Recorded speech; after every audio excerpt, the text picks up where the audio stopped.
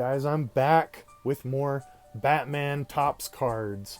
Last time we ended with the Joker kind of establishing his takeover of the criminal empire. There was the boardroom meeting, and then there was the something at City Hall. It was a good line. I can't remember what it is. But yeah, I'm here to start on card 59 of 132. Who's the wildest one of all? Gotham City is up in arms over the City Hall massacre. An anchorwoman interviews the mayor and newly elected DA, Harvey Dent. Anchorwoman. Does this gang war dampen the city's plans for the 200th anniversary festival? Mayor. The festival opens. The police are going to stop these gangsters. Anchorwoman. Mr. Dent, what do you think of the theory that the mysterious Batman is a mob enforcer killing these men? With that, the TV screen we've been watching shatters. We are in the Joker's lair, and he's not at all pleased that a man dressed like a bat is getting all his airtime. The Joker's lair. What could be more natural? After his toxic accident and subsequent rebirth, the Joker has been living at the Axis Chemical Company. In a dank, windowless room, he thumbs through some folders. On the front of one can be read, DDID nerve gas results of preliminary experimentation, and stamped across it, discontinued 1977. Finally, we glimpsed photos of dead soldiers, their lips drawn back in chemically induced grimaces. Just then, Cohort Bob steals in and offers his boss the pictures of Knox he was asked to gather. The Joker flips through them, disappointed, until Vicky's most devoted fan. Stop the press! Who is that? Shouts the Joker, licking his lips. He's staring at the photo of Vicky Vale, pictured with Knox, and he likes what he sees. That woman has style. The clown prince of crime, excitedly humming away, grabs some scissors and begins to cut out Vicky's picture. He leaves a border around her, and then fills in the border with some crayons. He proudly shows his creation to Bob. I'm gonna get me a new girl, Bobby. Keep up the bad work. Inside the Axis Chemical Company, just recently converted into a criminal hideout for the Joker, the mad mastermind himself rushes along a catwalk high above the refinery floor. He looks down at a couple of grotesque, criminally minded scientists wearing white coats and holding sheets of calculations. The Joker shouting, "Have we shipped 1 million of these things?" Scientist, "Yes, sir." The Joker, "Ship it all! Untangle the knots, roll the wheels, I've got my blood up." SMYLEX attack. The first two victims are a pair of supermodels, and now in the middle of action news broadcast. Anchorwoman Becky Narita is stricken. Becky begins to laugh insanely, uncontrollably. Within seconds, her lips are drawn back in a frightful, frozen chemical warfare type grin. TV technicians rush toward the sound stage.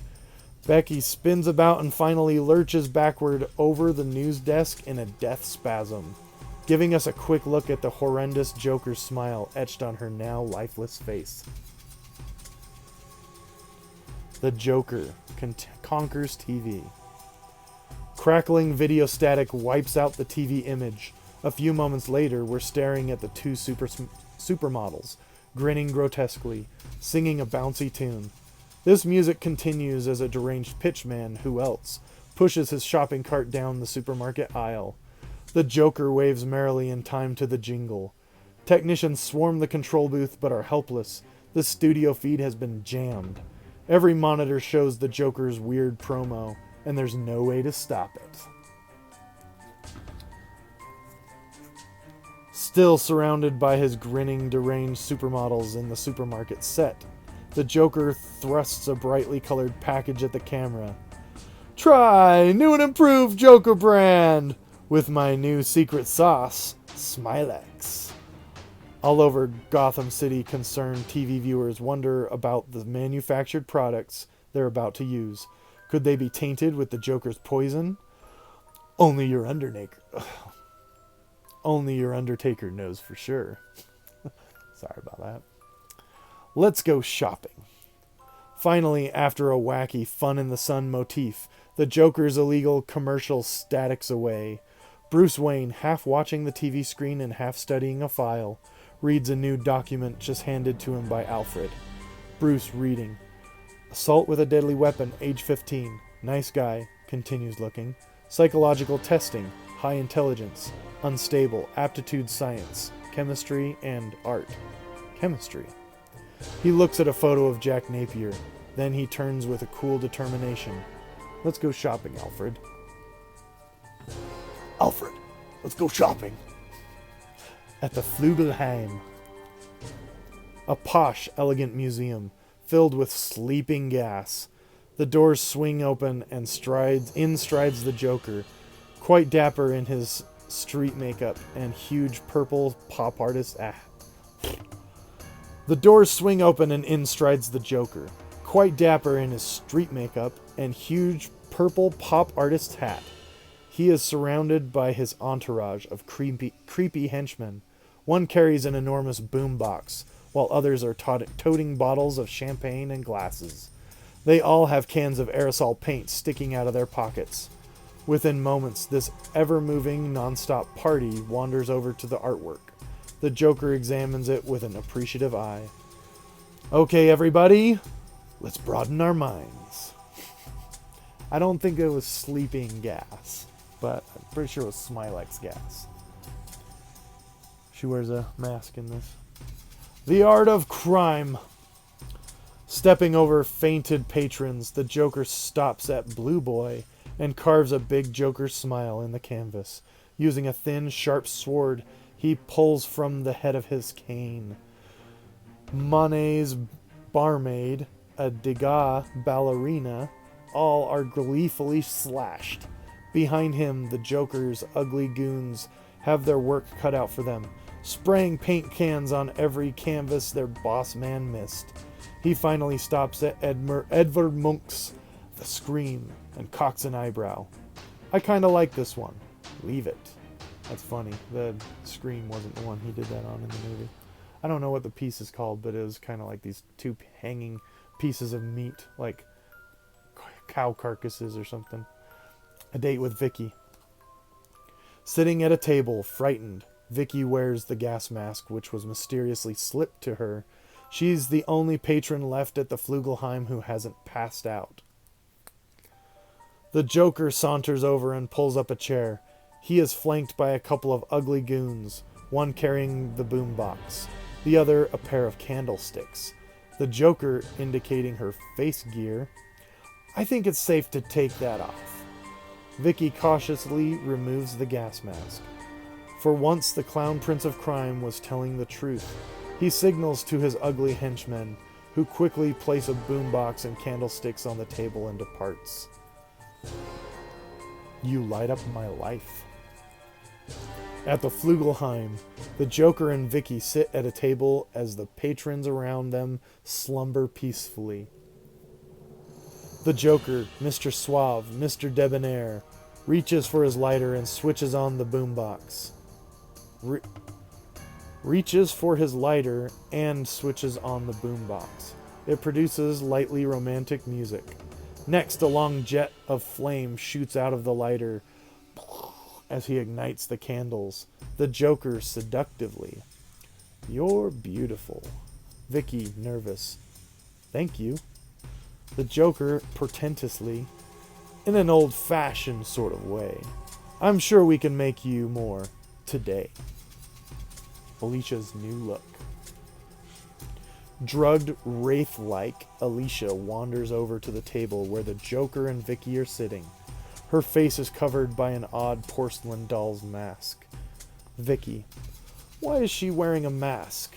The Joker. You see, Miss Vale, Alicia's been made over in line with my new philosophy. Now, like me, she's a living work of art. He removes the porcelain mask, and we're looking at Alicia's profile.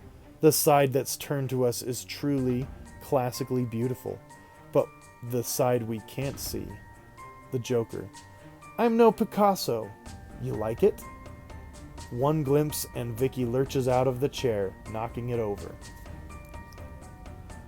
No, I'm melting. The Joker holds up a flower for Vicky's inspection as he moves menacingly toward her. Then he squeezes a concealed bulb. A jet of clear liquid acid spurts out of the flower, narrowly missing Vicky. She gasps back into a waiter's cart. Fumbling, her hand closes around a pitcher. She flings it at the Joker's face, dousing him with water.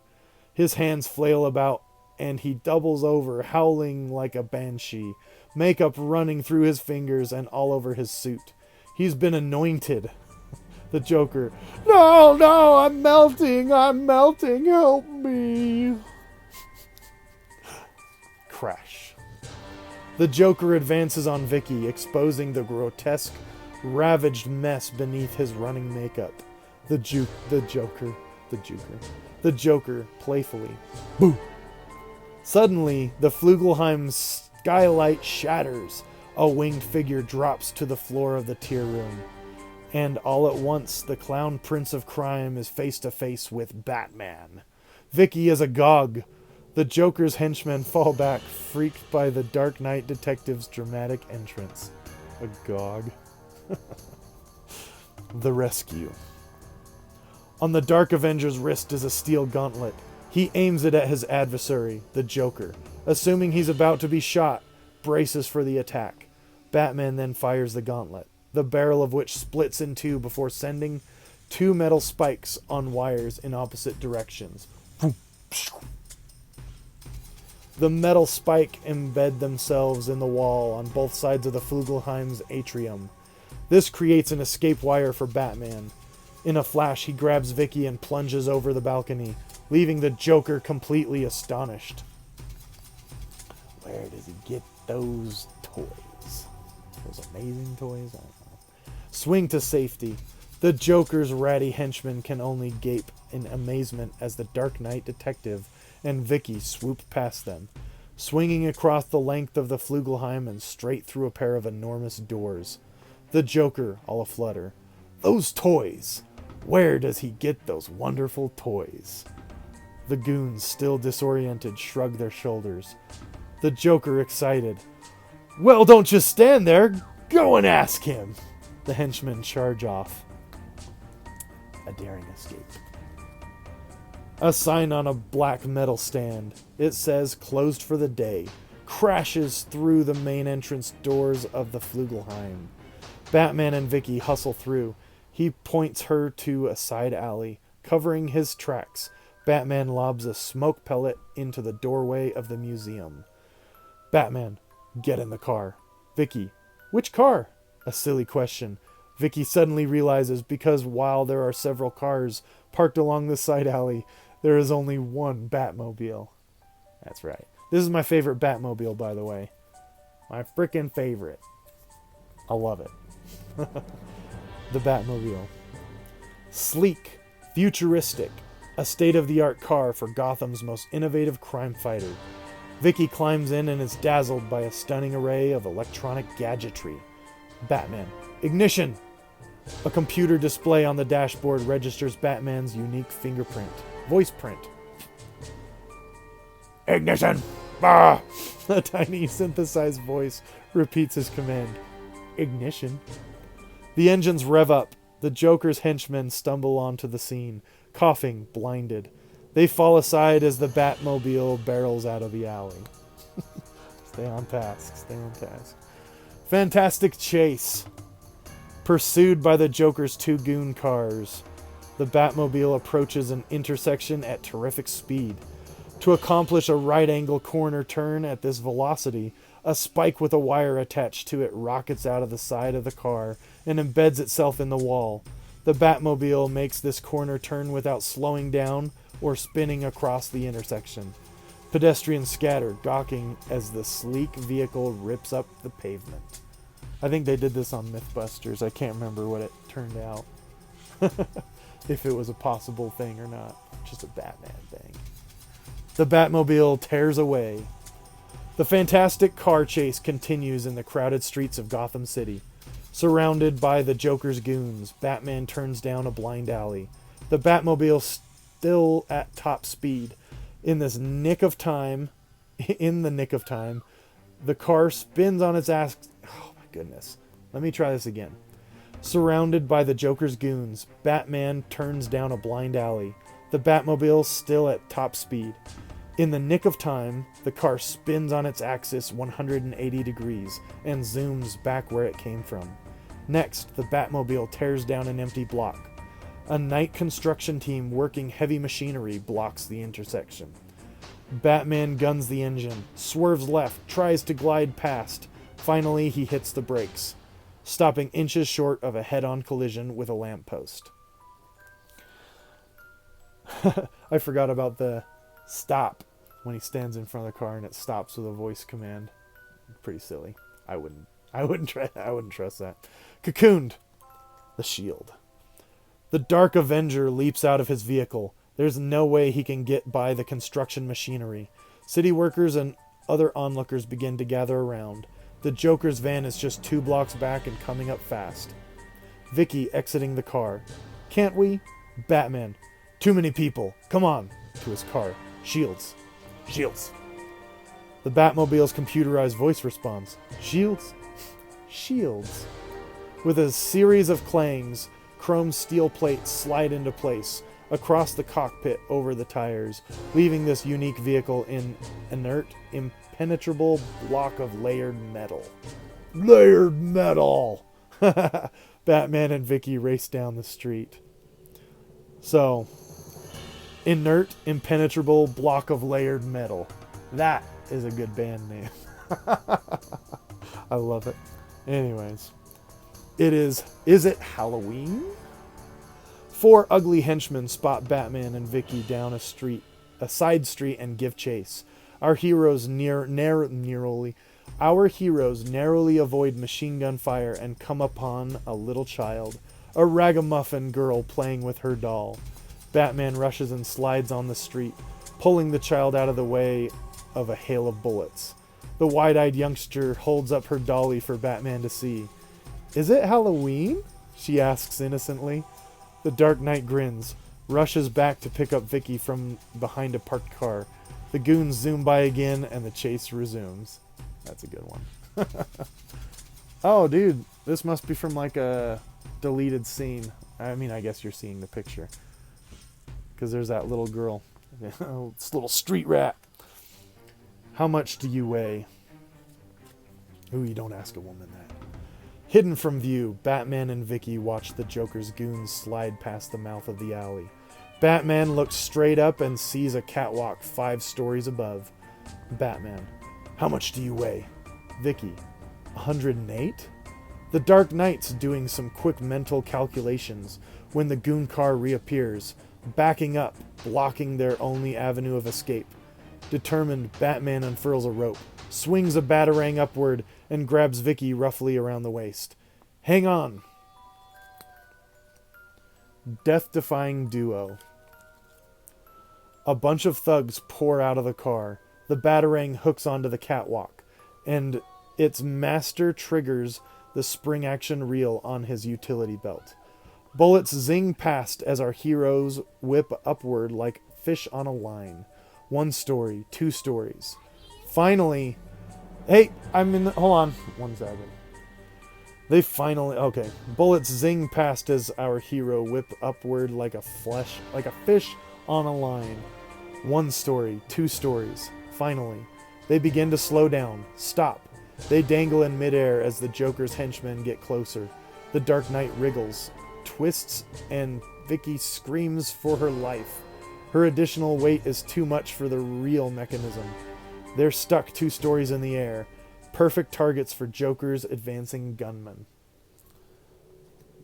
Hang on, Vicky. Batman. Whatever happens, don't let go.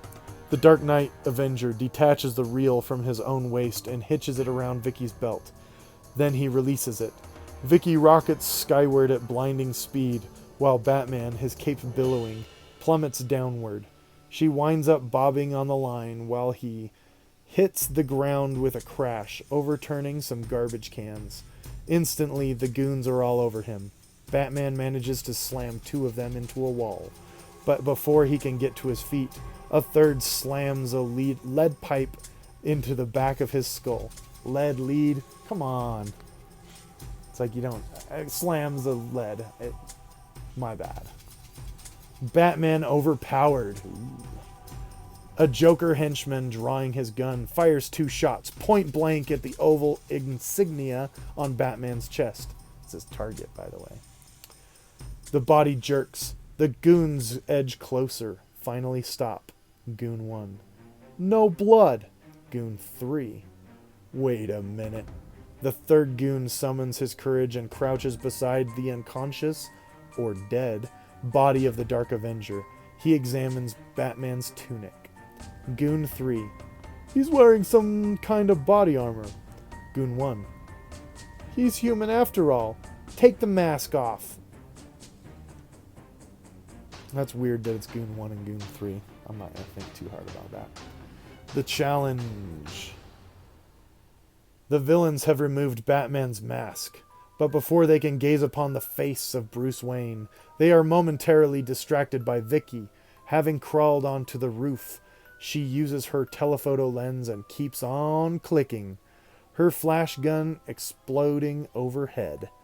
The goons turn back to our downed hero and aim their weapons. Wax him!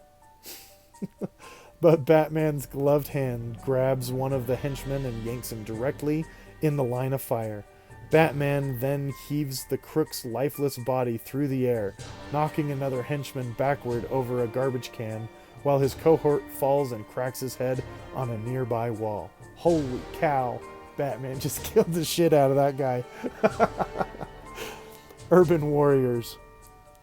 After disposing of the other henchmen, Batman comes face to face with Bob, the Joker's favorite follower. A spectacular fight ensues. Oh man, that was good. Slashing assault. With lightning-fast movements, martial arts-trained Batman manages to deflect Bob's dagger assault. Photographed by Vickie. While Batman's been mopping up the Joker's hoods, photographer Vickie's been poised on the ledge, snapping away. Finally, the Dark Avenger looks up, and Vickie peeks down at the alley. Sprawled henchmen are everywhere. Batman sees her and doesn't look pleased.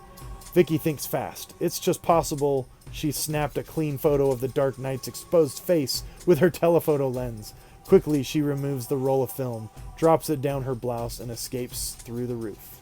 So yeah, there is a flash of light in that scene in the movie, and, you know, you can't check on an old film camera if you got the shot until you develop the film. It's just kind of funny.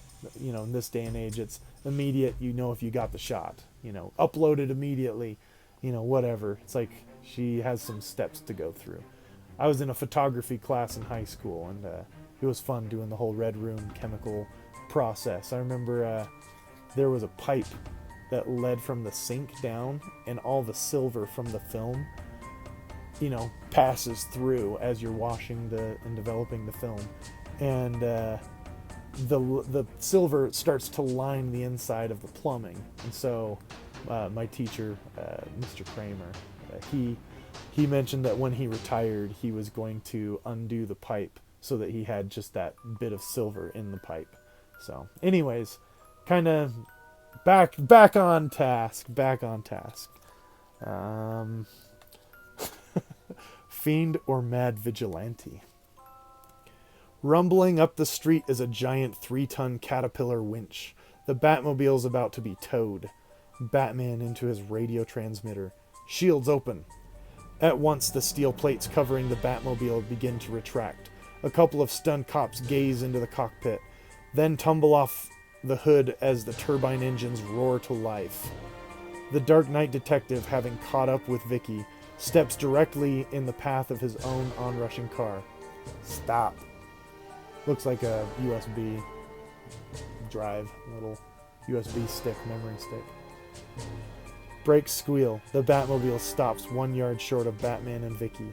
A moment later, our dauntless heroes zoom off into the night, on their way to the legendary Batcave.